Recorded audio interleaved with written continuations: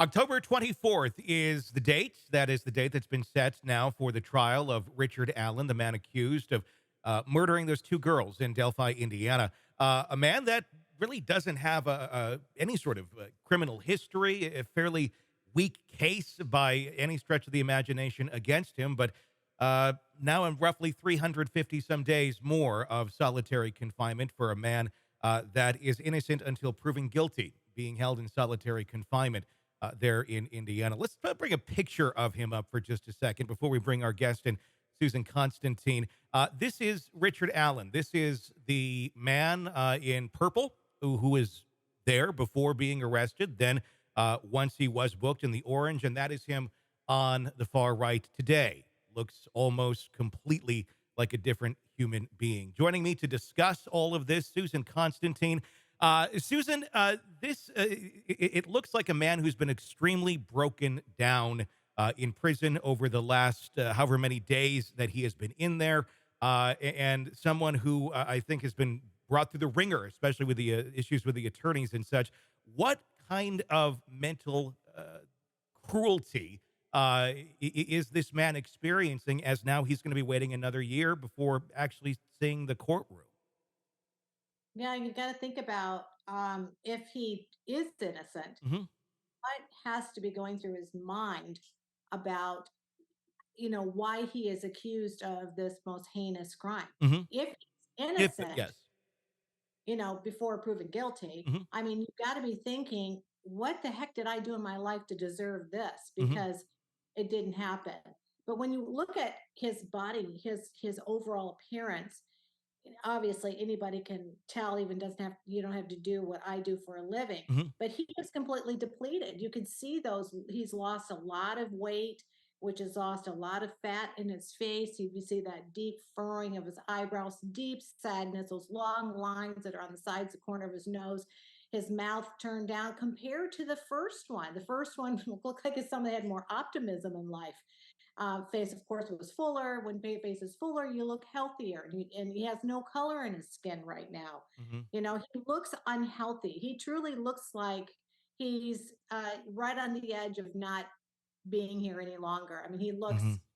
looks like he's almost a cancer victim. Yeah, very, very much so. And that's the thing. If he's innocent until proven guilty on any case, this one I think a lot of us feel even more for this accused than others because there isn't a lot here. This is a man who raised his hand and said, "Yeah, I was over there when the authorities were asking who was out on that hiking trail on that day." Let's talk about that for a moment. The fact that he did do that, when we're talking about behavior analysis of an individual, how often is it where someone that is guilty of a crime like this raises their hand and says, "Yes, hey, look closer at me." If they in fact did do something like this. Well, a lot of times they do point to themselves because they're going to say, "Yes, I was there," because it's that part that says that if I tell partially the truth, then it Hmm. eases my mind. It's called cognitive load. Okay. That if I tell the truth, part of the truth, and not the whole truth, then I can actually do this more seamlessly. So everyone, even though it's incriminating, the worst criminal of the criminals still want to tell you everything, and they want to tell you the truth. They just don't always tell you the whole truth. So the fact that he was there, we're looking at circumstantial evidence, right? This is what we call indirect evidence, Hmm. right? He was there. The photo was there. And actually, I don't even know how they even got that shot. Maybe you can kind of shed some light on that. Like, Hmm. what are the chances of having a photograph of him on the railroad as he's walking, and then those girls walking on that railroad, and then those two children are gone? So I think that for the jurors that are looking at this are going to be going, it just doesn't seem right. I mean, why the chances of this remote area on this remote stretch that he was there, they were there, and those two are dead. Hmm. So it just depends on those jurors. Are those the ones that says, okay, great, I see it. The picture's there, could be a coincidence. I need more proof. And there's CSI, a lot of these true crime solvers, which now there's that whole genre is opened up so huge, Mhm. um, that they're going to be looking for more those very analytical type. I want, if I were on the defense side, I'd want people that kind of looked at that, prove it, Mhm. and if they can't prove it, then they've got to acquit. It's kind of like the OJ Simpson Yeah. thing. Are we talking about the picture of the man, that's walking with the jacket? I mean, is that the one you're Yes, referring to? yes. Because that's been up for debate of if that even is Richard Allen or not. You, do this for a living. What's your take on that? Do you believe that that in fact is Richard Allen in Well, that picture? you can't see his face, but what Mhm. I have done, and I'm so glad you asked that, because just based on a person's walk, their stride, their gait, the way their feet, their movement, people either pigeon toed on one side, they could be more duck foot. We know what the length is of each movement. All humans have it. Mhm. It's kind of like a body language DNA footprint. Okay. Okay. And so when I look at that photograph and I don't see any other collaborating video to compare it, Mhm. then it's just a photo with a man that's on that railroad track. But Mhm. I have used that type of footage that led to a serial killer in Tampa that Mhm. they found based on what I saw in all of these characteristics. It's a Tampa shooter. Mhm. And so it's really important, because when you start naming out, like, who walks like that, does he have, what's his gait like, what's his movements, does he always walk with his head down, does he, what is the bodies or his barrel chestedness and in the stomach, and people, it's like you or I would know. If we were walking in a store, you would see your wife, your husband, or wife, or your kids or friends. You would know them just by their body language, the way they walk. You could see the back of their head, or you could see characteristics about it and say, oh, that must be so and so. Mhm. Same thing with him. I don't really have anything else to compare it to, but Yeah. if that were me and I were working on that case, those are the types of videos I'd want to analyze with him in a normal situation with family videos and other videos he's posted, and see if I can see that there was any similar characteristics in his gait, walk, Mhm. and pose, the way he's moving. How does that play with a jury when things like that are brought into a courtroom? Well, you don't have, it's interesting, unless a police officer or a detective brought it up, then someone like myself could come in and rebuttal.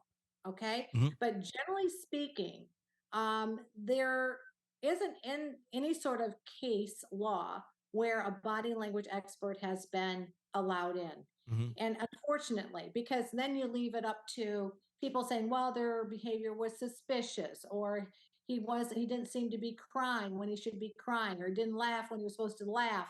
And people will make these overarching comments, but they'll allow it in. So Mhm. I went through 4 Dolbert hearings. You know what that is, like a fry hearing. Mhm. That's what they used to call it. Many times over, and a drilled right and left. And I had the last judge I was with says, hey, listen, this is great. I went to one of your classes. I was in your class. It was in Georgia. It was a really interesting class. He says, I was digging all night last night.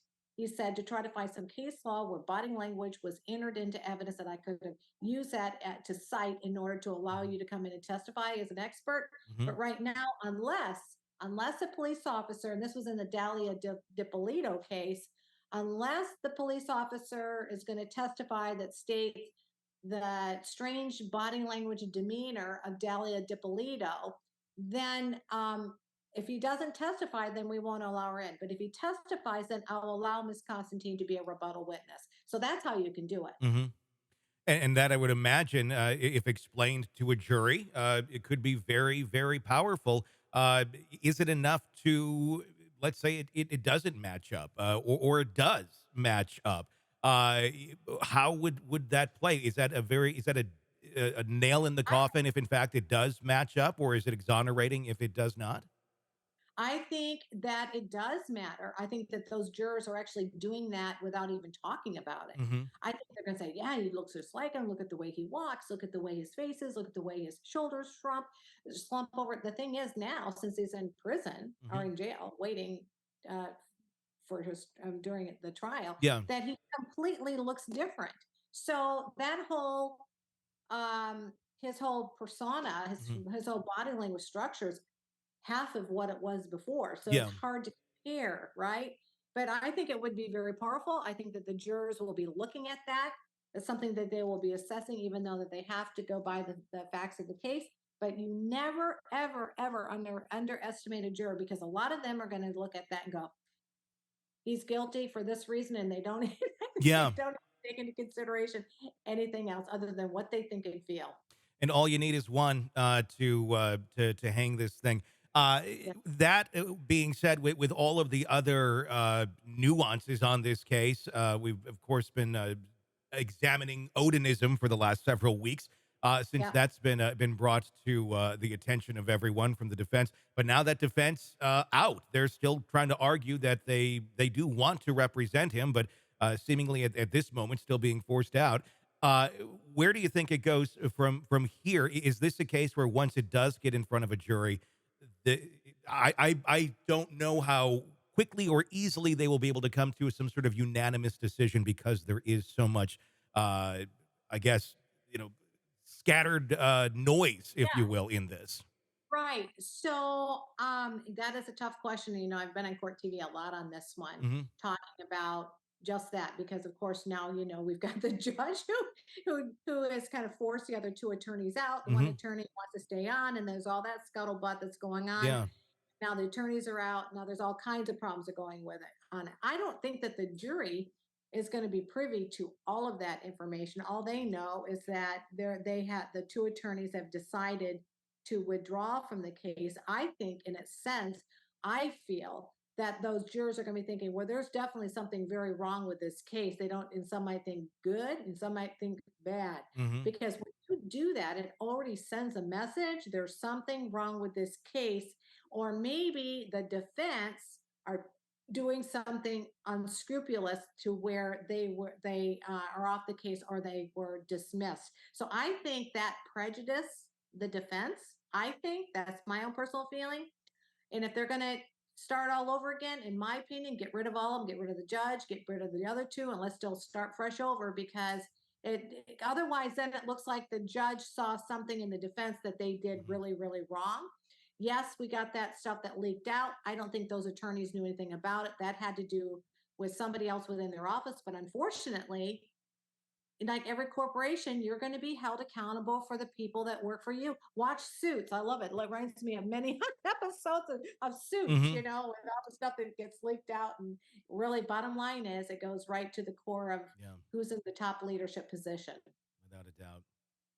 Hey, it's Tony Brueski. If you want more of our interview with our guests, be sure to check out our podcast, Hidden Killers with Tony Brueski. Just search that wherever you download podcasts and press subscribe. Also, you can check out our YouTube channel for the full video version of the interviews as well, under the same name, Hidden Killers with Tony Brueski. Check it out, subscribe, binge, and enjoy. Thanks for watching.